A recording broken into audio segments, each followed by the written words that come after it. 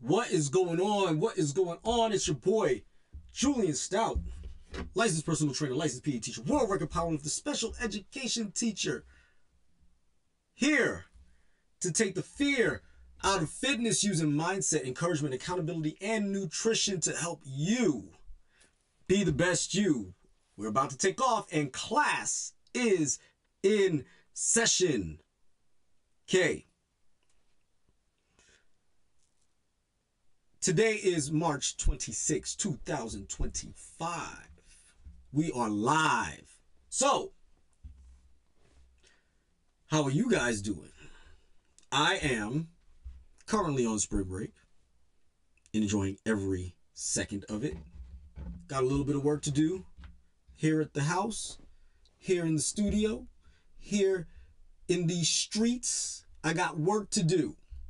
However, I am taking time to enjoy myself and have a mental reset, because when I go back to work, man, oh man, it is going to be a hell of an April. It's going to be one hell of an April for a lot of reasons. And I got to be on top of it, and I got to be ready. All right? But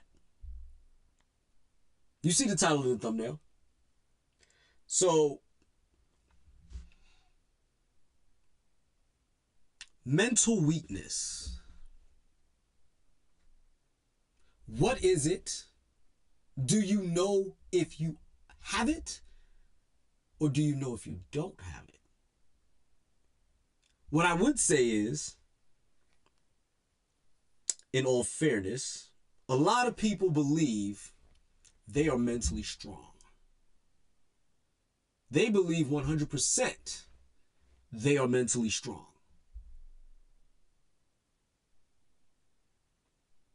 But when you apply pressure, they break, they fold.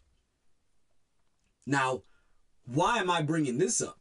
Well, needless to say, I came across a video on Instagram. And when I came across that video, it made me think long and hard. Okay? And when I did, this person is a therapist. She goes by Raquel, the Capacity Expert, on Instagram.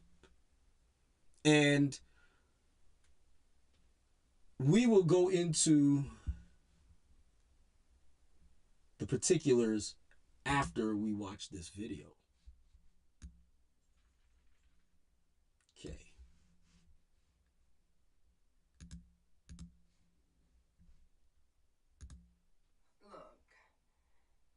We don't have a mental health crisis. Think about it this way. Imagine if we had a physical health crisis, right? Not just where people were just out of shape, but where they actually believed that they were incapable of getting stronger.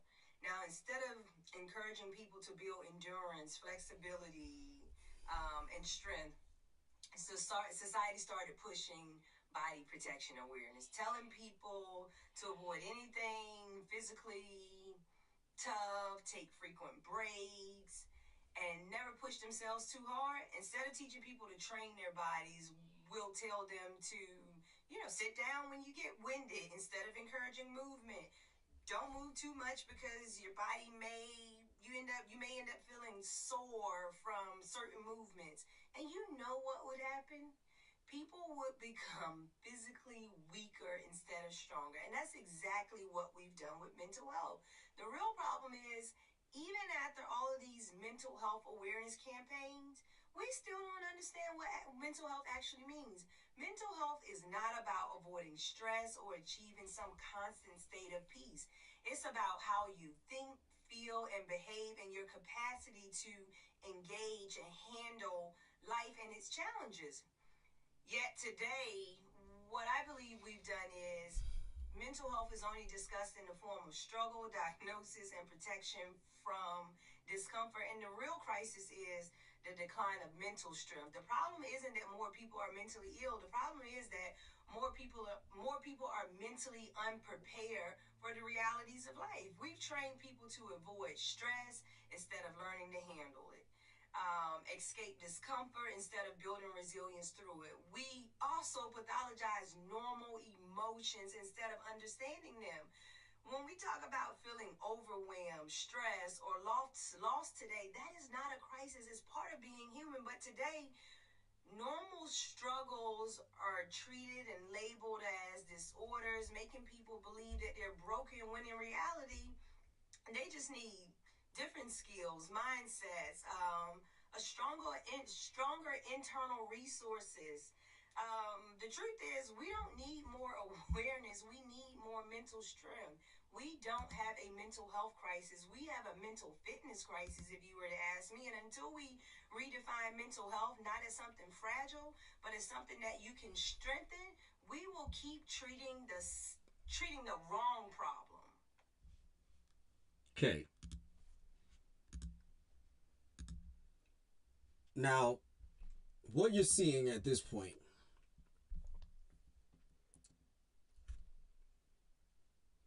Raquel, the capacity expert, says we will keep treating the wrong problem as long as we continue to treat mental health as this fragile thing. Your mental health is something that you use. Until we start treating mental health like a skill to build, not just a problem to fix, we'll keep struggling.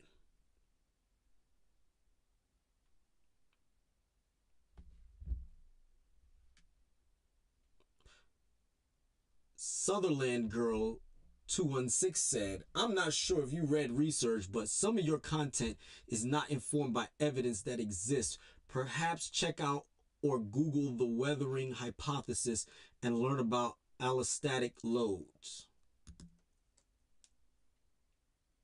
So, let's see what Miss Research is conducted by people just like you and I. I could conduct research tomorrow and prove and or validate something I believe. Research is information, not absolute truth.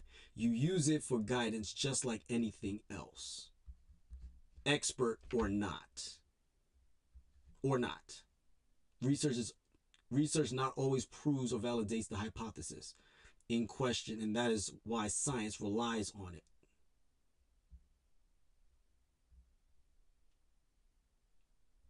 No situation is an always.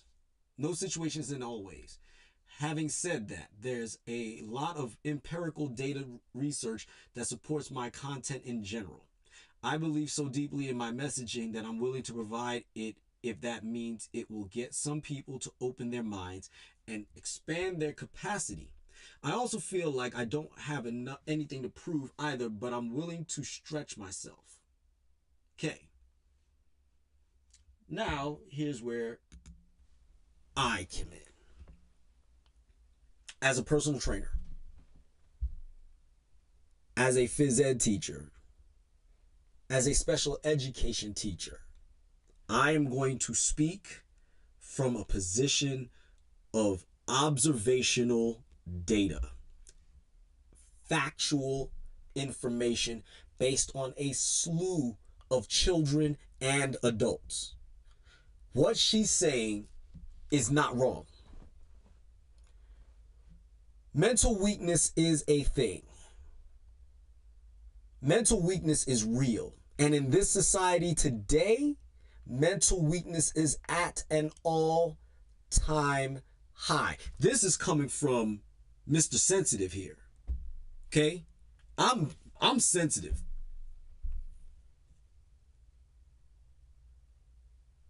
I am beyond sensitive at times. I'm not even going to pretend like I'm not. But at the same time, my sensitivity levels are to things that not necessarily offends my senses, but just simply does not align with my values. I'm not just going to be mean to people unless you yourself are mean. I am not going to be disrespectful to people unless you yourself are disrespectful. I'm not going to be condescending I'm not going to be condescending to you unless you actually are stupid. It's just that simple. I'm not going to pretend, I'm not going to sugarcoat it, I'm not going to play around with it. A lot of your children, a lot of you parents are mentally weak. Weak sauce is how the kids would say it. And what do I mean by that? What is my examples for this? Okay. I've had students who can't run the length of a basketball court back and forth one time without taking a break in between.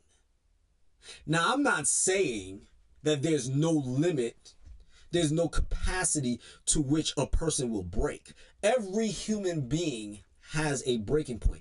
Even those of us who think we are mentally strong have a breaking point. But the question is what's breaking you? A feather?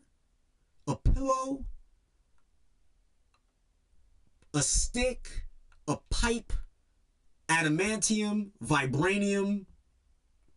You know what I'm saying? And I know vibranium and adamantium isn't real, but you get the point. What's breaking you? Is it constant barrages of individuals treating you like trash at work or at school? Constant barrage. I'm not talking about today sucked, tomorrow did it, and then the day after that sucked, and the day after that sucked, and the day after that sucked, and then you decided to take a break, come back, and then you had a week of unbelievable production. Nobody was stressing you, nobody was messing with you. You just had unbelievable production. We're not talking about dealing with racism. We're talking about we're not talking about dealing with racism. We're talking about racist acts being brought against you while having the threat of losing your livelihood affect your ability to provide for your family. Those are two different things. Dealing with a racist remark, dealing with racism in general, being called a certain name, yes, that does wear on you after a while. But what I'm saying is, there's a difference between that and I need to leave because this environment is going to ruin my career, as opposed to stress me out. If they're looking to ruin your career, why are you staying? They're literally trying to create an atmosphere to no longer allow you to make a living at what it is that you're good at or that you think you're good at. Is this making sense?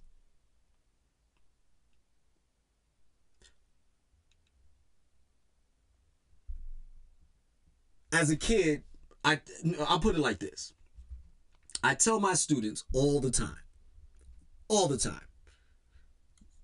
Facebook could not be a thing when I was a kid.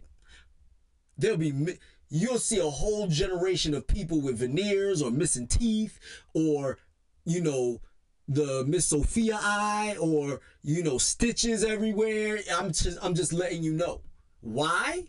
Because the way some of y'all talk on social media and on other platforms, you would not do it in real life because somebody would hand you your gluteus maximus. Would hand it to you. Literally just be like, hey, is this yours? Is this your ass? Because if this is your ass, you might want it back.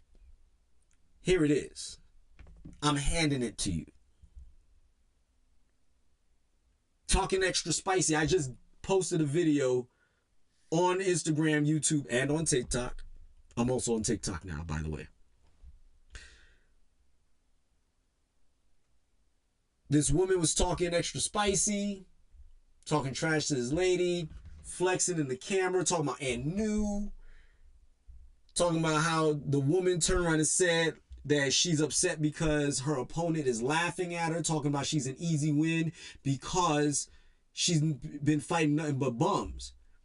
And then went in the ring, and proceeded to be knocked out in less than 5 seconds. Well, about 5 seconds. One kick to the dome. Boom! Sleep. Gone. And in my typical comedian fashion, I had my little, splice in there. My little extra splice in there that shows the foolishness of people. Y'all know it. If you watch me enough, you know it. But the point is, she thought she was tougher than she really was, because she thought she had been through the struggle, and somebody was going to show them today that struggle that you went through ain't struggle at all, my man, or my girl in her case. Some of us, and I'll even include me at times, because there's been times where I thought I had the mental toughness to deal with certain things. And I come to find out I have the mental toughness to deal with certain things, but I do not have the mental toughness to deal with the other thing. You put me in my environment, I'm just fine. Whether it be in the field, or whether it be in a classroom, or a gymnasium, or a fitness facility, I'm in my element. I'm going to tell you where my mental weakness is. I'm just going to say it. And it's the God's honest truth. It's when people who is responsible, not for my success, but for giving me information and giving me the ability to improve, because there's information that I do not know, that they either fail me, or they fail me by not providing that information, or they simply elect to make life hard for me. Just making it hard for no reason. And I want y'all to understand, we're not talking about dealing with unnecessary stress. Unnecessary stress is like getting harassed at your job. That's unnecessary. We should not have to deal with that. Racism, should not have to deal with it. And we should be able to do what we need to do to avoid it as much as humanly possible. Whether that be not work there, whether that be not serve that customer, whether that be train and be physically fit enough to fight your way out. It doesn't matter what it is. Whatever you need to do to deal with it, that's what you need to do. However, there are things that we should not have to deal with. I mean, it's just that simple. But in that process, what we're not doing is putting ourselves in a position to deal with stress well. Talking about it, complaining is not a bad thing to do if it's egregious, or if it is something that is... There's a difference between... I'll give you an example. Perfect example. There's a difference between adding children to one's caseload versus doubling or tripling their caseload when they've never experienced it before. Now, and what I mean by that is, let's say you're training 4 clients. you think that training for clients is quite stressful. If your leadership is competent, they're not going to go from 4 to 8. They're not going to go from 8 to 16. They're not going to go from 16 to 32 and 32 to 64. They're not going to do that to you. They shouldn't, at least, do that to you.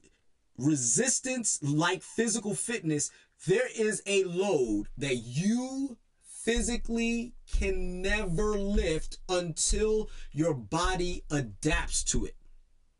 And it's literally the weight of a feather difference between success and failure. So what I mean by that is this. I can bench press about 260 pounds, 265 on a good day. You put a fraction of a pound more on that weight, I'm not lifting it. Not meaning I'm not going to try to lift it. That's mental weakness.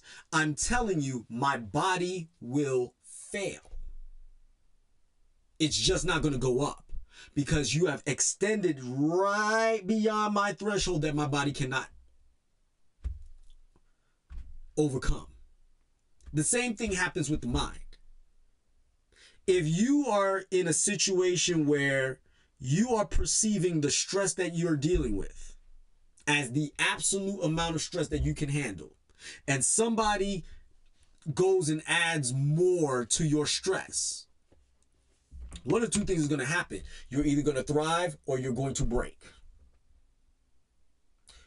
If leadership or you yourself are keen to the amount of stress that you're under and see that you're going to either break, that either of you sees that you're going to break, what should happen is that, hey, let me take a little bit of that load off of you.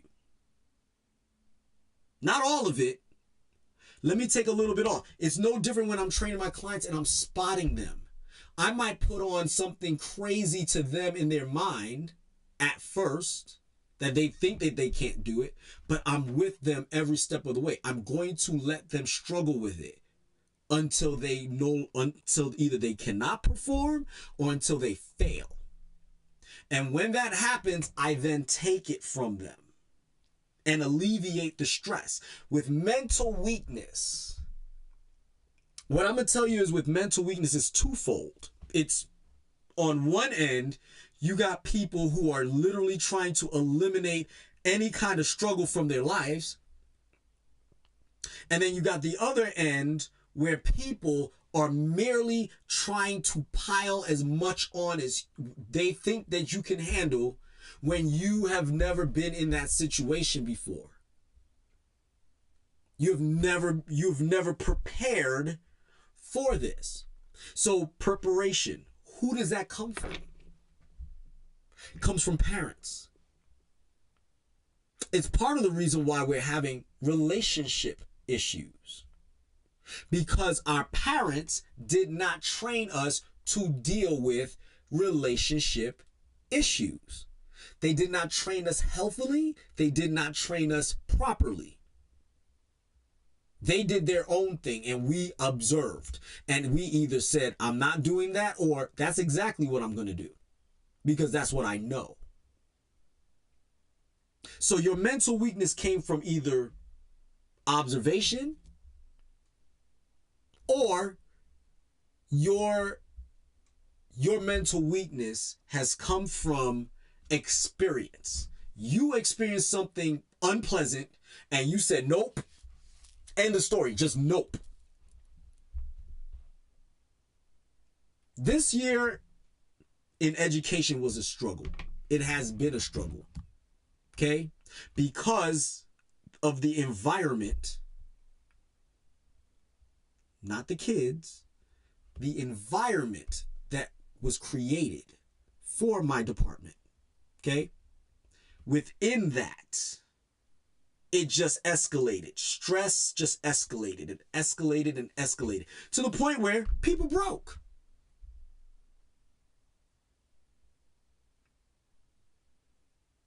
In that process, people thought that they were just going to be able to deal with whatever comes. And what people need to understand is that that's not how life works. Sometimes I don't have to deal with it. Sometimes it's like lifting 1,000 pounds. I don't have to lift that. Why do I have to lift 1,000 pounds? Where does it say Julien has to lift 1,000 pounds? Where does it say Miss Lovings has to turn around and lift 500 pounds? Where does it say that? It doesn't say that anywhere. So if you are not demonstrating that you cannot, if you can demonstrate that this is too much work for you, what should happen is one of two things. Either you back off or somebody takes the weight from you. Somebody mentally stronger than you. What I do in the gym, I would not just force on other people just because I can as the trainer. That is a bad trainer. That's a horrible trainer. Oh, I could bench press 500 pounds. Why can't you? I could bench press 260 pounds. Me personally, I could bench press 260. Why can't you? I know you're 110 pounds soaking wet with rocks in your pocket, but so was I at one point. And you know what I was doing at 110 pounds? I was bench pressing 260. Lie. But I was freakishly strong. But I'm expecting my clients to be just as freakishly strong as I was at 110 pounds. Do you see how that makes no sense? It makes no sense in the mental fitness, mental health arena either. We're supposed to apply stress. So here's the natural progression of in fitness, and if I was to transpose it to mental health, my mental health people out there, correct me if I'm wrong. But how I'm supposed to transpose that is you could only lift 10 pounds. Usually that lifting of 10 pounds is as a child. Okay? Lifting 10 pounds as a child. Lifting 10 pounds as a child. Okay. I'm seeing you're able to handle these 10 pounds pretty good there, son. Check this out. I'm going to add on another 5 pounds. I'm not going to leave you with this extra weight by yourself. I'm not going to leave you with this extra weight by yourself. I'm going to watch you work with it. I'm going to see what you do. I'm going to observe you in the process of this new mental lift. You know what? Son, I think you got it. I think you can handle it. I've watched you handle it 5, 6, 7, 8, 10 times. And it looks to me like you can handle it. Oh, my daughter.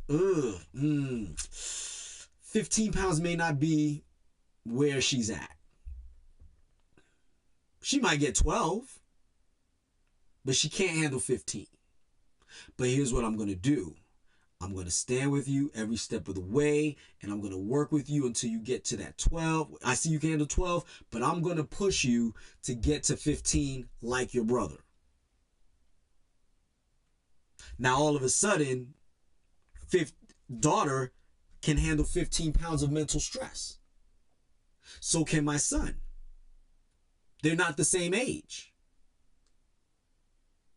Now, all of a sudden, they're both lifting the same mental weight. Now, they're pushing each other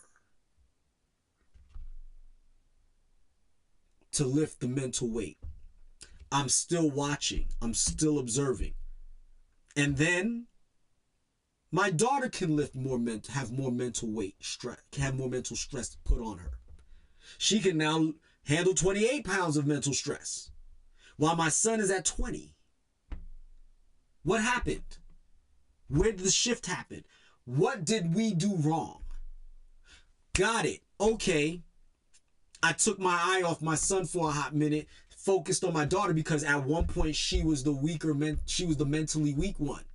This is not real, by the way. I'm not speaking in reality right now. But then I focused on her. She got stronger. My son did not. Guess what I'm going to do? I'm going to focus on my son until my son is strong enough to be as strong as my daughter. mentally. Then I am going to realize and recognize where I failed as their parent and push them equally at the same time. If there's resistance, we're going to have a conversation. Meaning, if you're resisting the resistance that I'm putting on you, not that you can't lift it, you refuse to.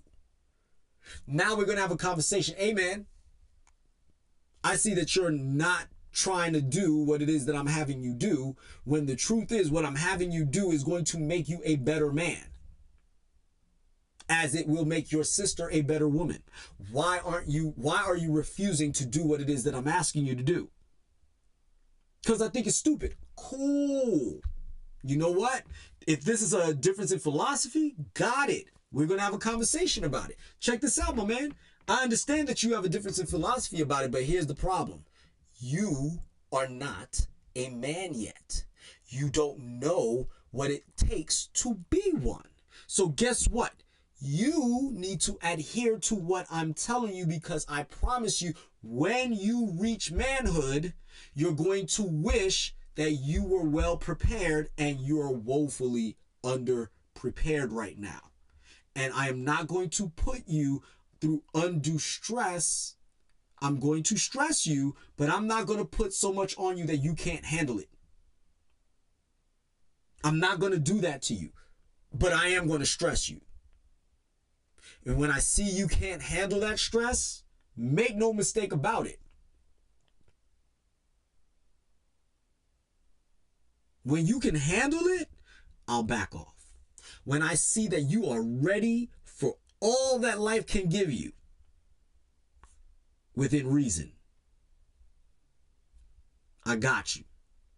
Because now, if anybody does anything to put more weight on you than you need to be put on, we can deal with it. We can deal with it. And then as you get older, the more stuff that you deal with, the better you're going to be. I tell my students this when I see that they're going through something. I tell them, you got 13-year-old problems right now. You've got 11-year-old problems. You got 12-year-old problems. You got 14-year-old problems right now. I promise you, 21, 22, 23, and 24-year-old problems, you're going to laugh at anybody that brings to you 11, 12, 13, or 14-year-old problems. You're going to laugh at them. You're like, seriously? That's what you're going to do? This is how you're going to try to stress me out? You're going to try to stress me out with light work? Really? Come on, man. Serious? So that's what we're doing. We're a bunch of 15-year-olds now, right? Dude, I'm 48. I've seen 15 3 times now. I've seen 15 3 times now. You can't play 15-year-old games with me and think it's going to work. You better come with some 48-year-old stress. You better come with some 45-year-old stress. You better come with some 40-year-old stress. Maybe you might get me there. But 21-year-old stress? 24-year-old stress? I'm going to laugh at you. You try to press me like a 24-year-old, I'm giggling like a schoolgirl. Because I've been there, done that, got the t-shirt twice.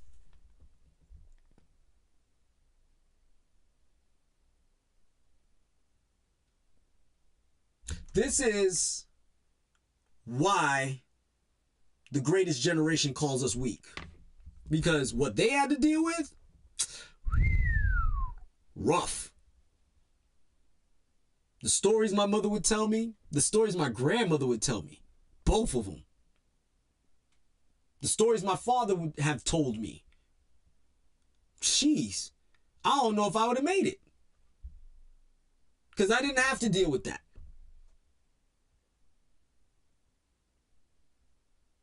They did. I didn't. Consider it the negatives of progress. Does that mean we need to go through serious, unbelievable struggle in order to be successful? No. What we need to do is just pick up a little bit more. Like I said, you could only handle 4 clients right now. Cool. Check this out. You've been handling 4 clients now for the last 2 months. I'm going to add 1 more to it. See how you handle it.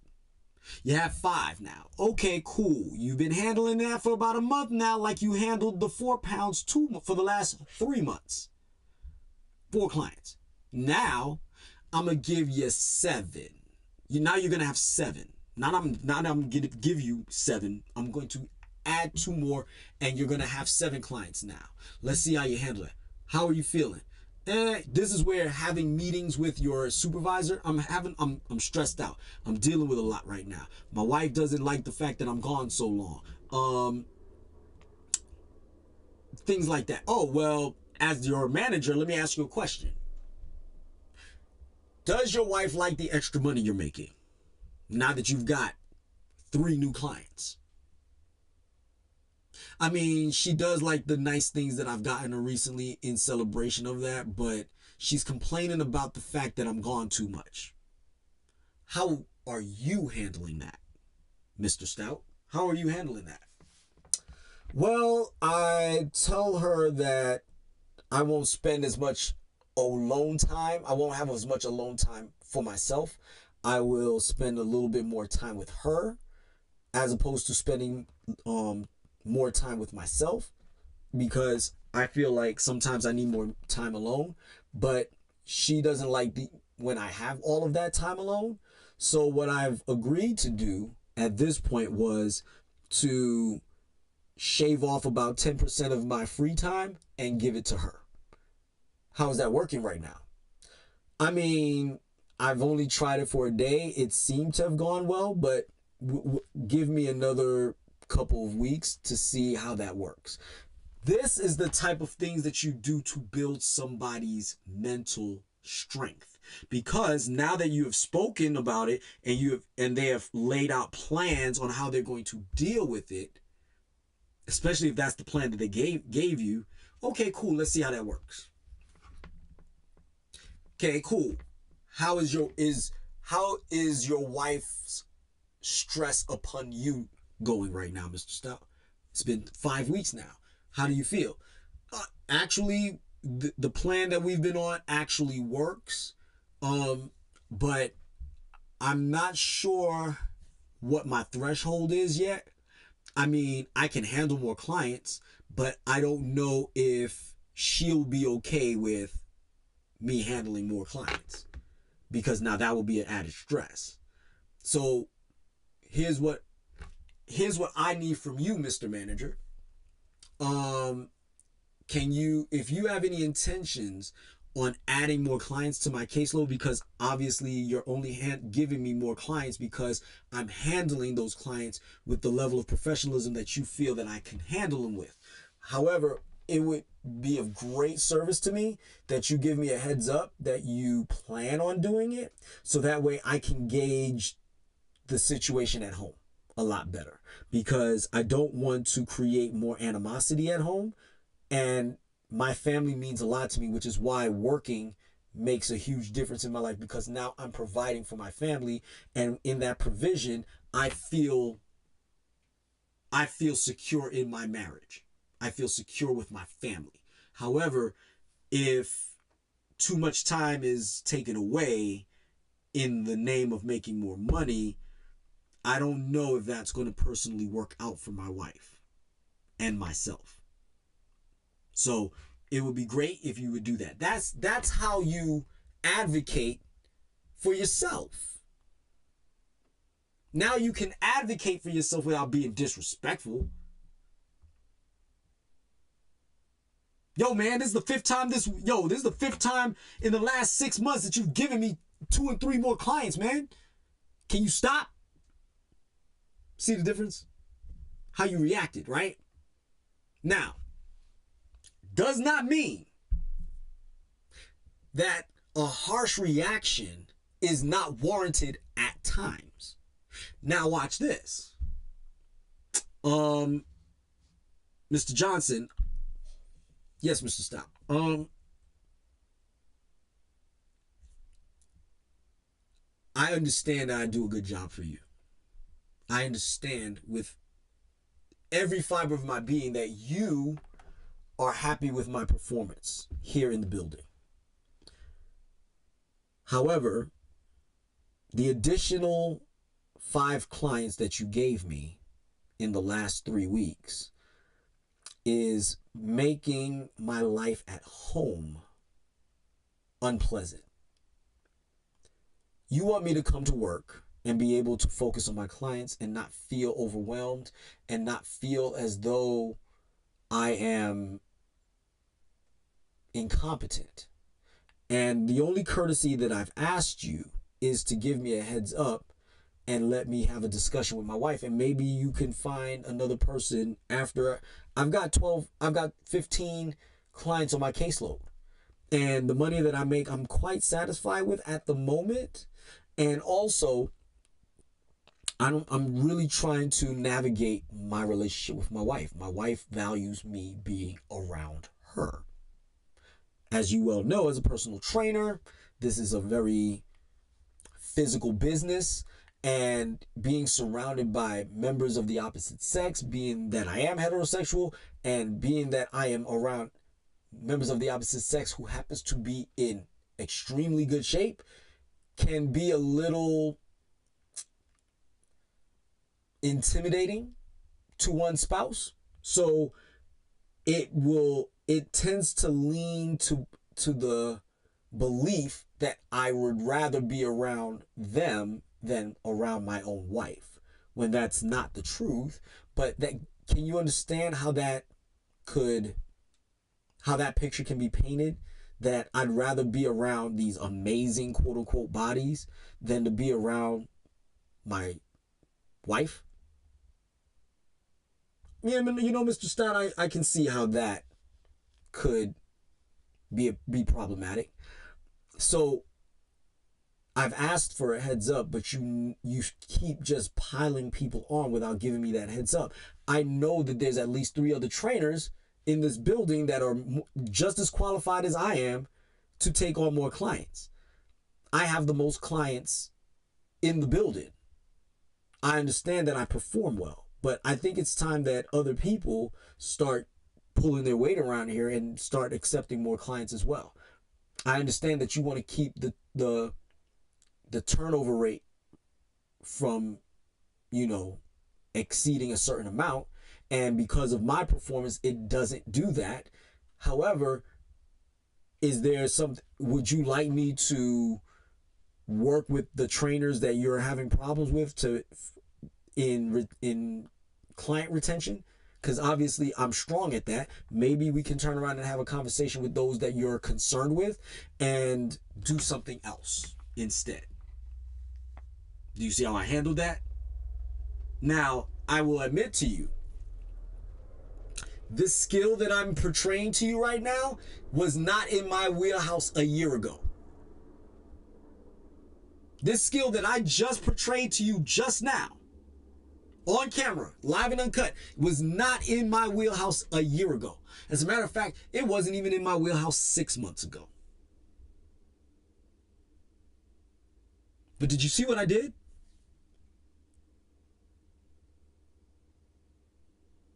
I didn't need to lose my temper. I found a way to express my emotions. I found a way to express how I feel. I found a way to understand the other person's position. And I also found a way to give them what they want while still getting what I want. What I want is not my wife to think that I'm gallivanting with scantily clad fit females. Don't want that. I don't want those smoke. And because I don't want that smoke, I asked my boss to give me a heads up. So that way I can go to my wife and say, hey, Mr. Johnson turned around and wants to give me 2 extra clients because he loves the way I work. Would you have a problem with that? We could still spend the same amount of time together. I'm not trying to change that. Even though that's more hours coming off of me, I don't feel stressed when I'm with you now. Because that level of pressure is no longer on me.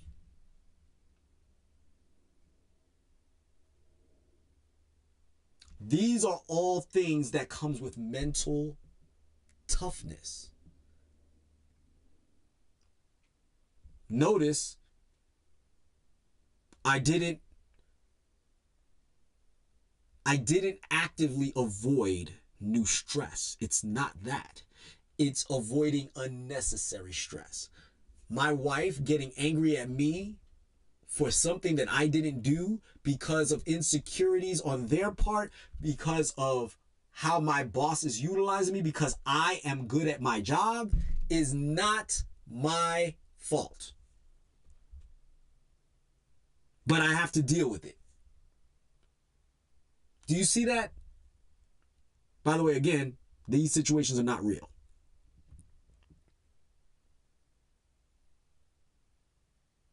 But it can happen to anybody. I want everybody to start understanding what mental toughness really is. Michael Jordan thought he was mentally tough until he played the Cavaliers, the Celtics, and the Pistons.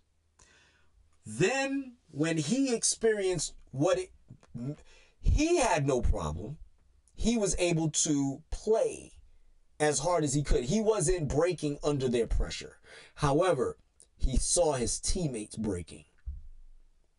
And he felt that he needed to build their mental toughness to be in the moment. Focus on the game. Focus on the game within the game.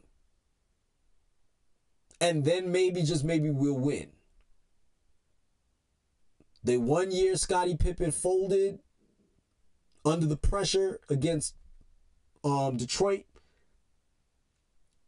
in Game 7. He had a migraine. I'm not saying he did it, but he had a migraine.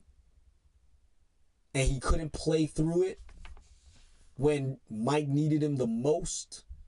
They lost. But guess what? No migraine next year. And they won. They won it all. That migraine, and the reason why I'm bringing up the migraine is Michael Jordan expected him to fight through it as much as humanly possible. There's an old saying in the military, I'm not going to ask you to do something that I'm not willing to do myself. Any good leader will actually have that in their arsenal.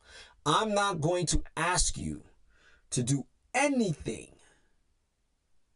that I am not willing to do myself. I am just entrusting it to you to do because you need to experience what I am doing, because if I trust you to be the new leader that I need you to be, you need to experience some of the crap that I gotta experience. Not that I can't do it, not that I'm unwilling to do it, it's that I need you to do it. It's that I need you to experience my pain. So that way you can appreciate me as your leader. So that way you can then become the leader that I know you can be as well. Because I'm not giving you this task because it is the most difficult. I'm giving it to you because I believe you can handle the stress. And if you demonstrate that you can handle the stress, then I will entrust this to you. And then from there, I will start adding things to you slowly. Not to overwhelm you, but I am going to add things to your load so that way you can be me when I need to step down. Either in retirement or because I'm actually stepping up. Because I got new stress. Because my leader gave me new stuff to do that they believe I can do, that I believe I can do under the right conditions.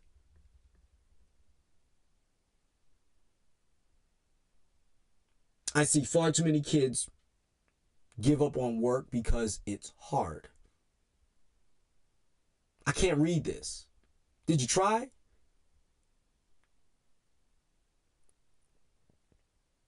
I don't know what that word is. Okay, skip it.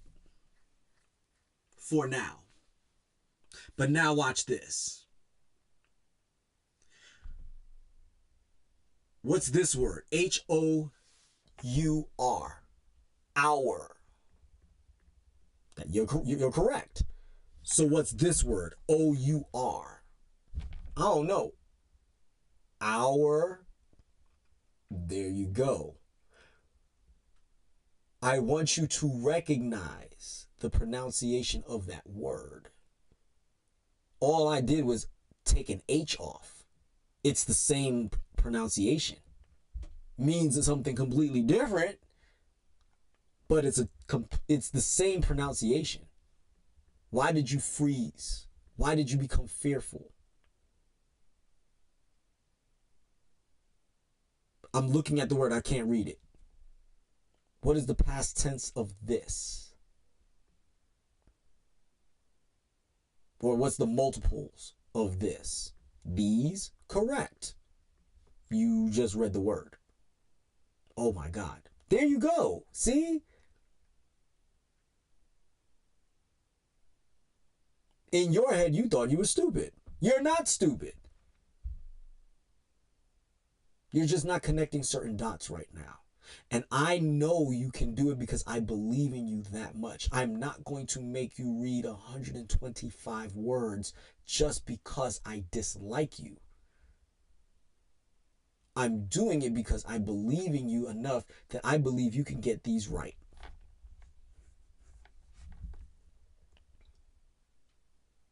A vote of confidence. Ooh, you read 100 and you got out of 125 words, you got 95 right. You know what? That's not bad, kid. You did great. But did you see what I did now? Because when I went back to the words you got wrong, what did you do? I got them right. There you go.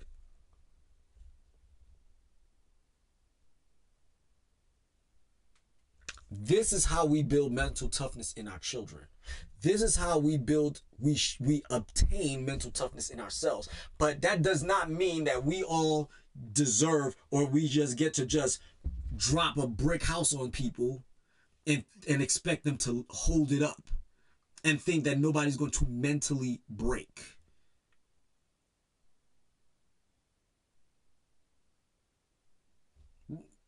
I see it all the time in the military. When I was in, I saw it all the time.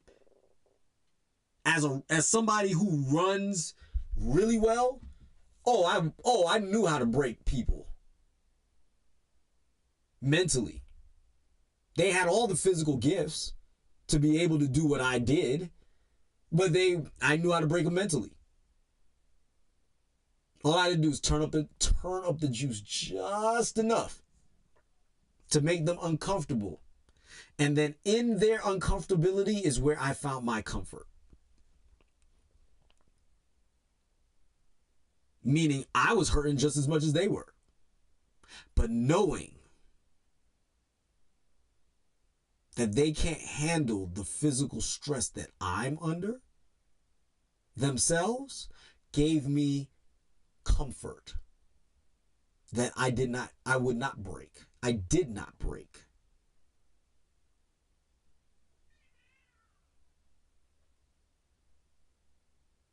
Does that make sense? I'm not suggesting being mentally tough is easy. I'm not suggesting that the path to mental strength is as easy as 1, 2, 3. I'm going to tell you what you need in order to be mentally strong. You have to have a will, meaning you have to have some sort of fight in you. That is what will is. You have to have some fight in you. You don't have to have the fight in you, but you have to have some fight in you. Number 1. Number 2, you need to have people in your life that can not only challenge you, but protect you at the same time. And you need to be willing to trust them to do both.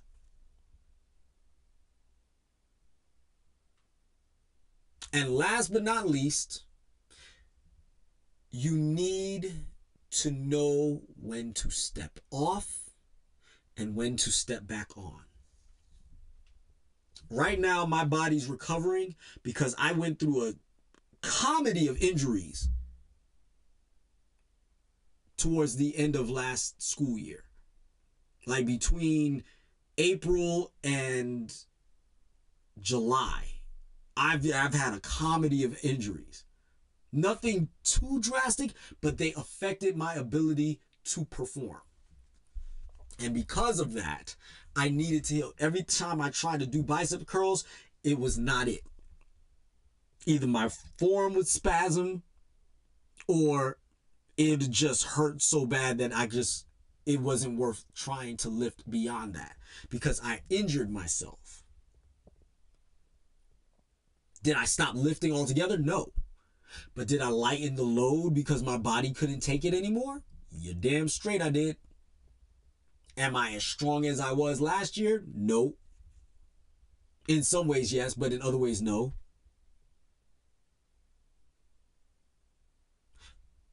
But am I working towards it? You already know the answer to that.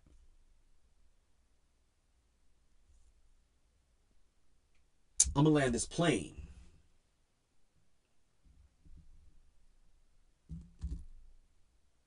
When others are mentally weak, especially weaker than you, if you're in competition, that's not your problem. If you're in competition.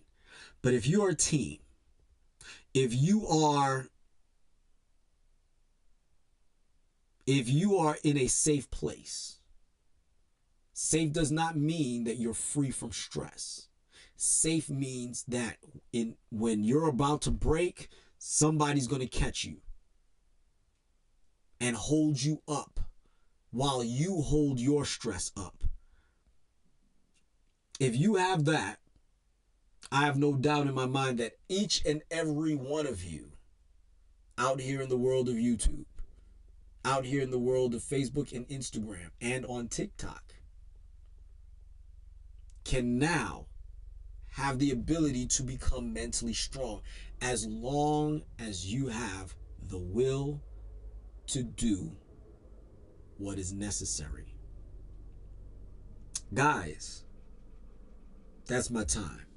And I appreciate you all. So, if you made it this far, do me a favor, click the like button. And go ahead and subscribe so that way the algorithm knows that you guys are listening to what it is that I'm saying. So that way you can get every bit of information that I put out.